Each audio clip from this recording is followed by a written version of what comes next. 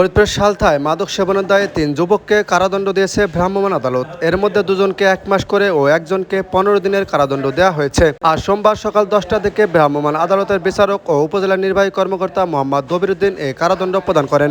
দণ্ডপ্রাপ্ত হলেন সালথা উপজেলা গট্টি ইউনিয়নের কানাই গ্রামের হালিম শেখের ছেলে রাজীব শেখ, কসবা গট্টি গ্রামের বিলাল শেখের ছেলে জিলাল শেখ ও পার্শ্ববর্তী নওগান্দা উপজেলার ধুতরাহাটি গ্রামের তৈবুর শেখের ছেলে তুহিন শেখ। ভ্রাম্যমাণ আদালত সূত্রে জানা গেছে, সোমবার সকালে গট্টি এলাকার একটি কলা বাগানের ভেতরে বসে মাদক সেবন করছিলেন ওই ৩ যুবক।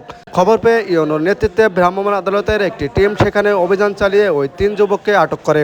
পরে ভ্রাম্যমাণ আদালতের মাধ্যমে মাদকসেবী রাজীব শেখ ও জিলাল শেখকে ১ মাস করে ও তুহিন শেখকে ১৫ দিনের বিনাশ্রম কারাদণ্ডাদেশ দেওয়া হয়। অভিযান পরিচালনার সময় সালথা থানা পুলিশের একটি টিম উপস্থিত ছিলেন। সালথা উপজেলা নির্বাহী কর্মকর্তা দবিরউদ্দিন বলেন, মাদক ব্যবসায়ী ও সেবনকারীদের বিরুদ্ধে আমাদের অবস্থান কঠোর। আজকে ৩ মাদকসেবীকে বিভিন্ন মেয়াদে সাজা দিয়ে কারাগারে পাঠানো। আমাদের মাদক বিরোধী অভিযান অব্যাহত থাকবে।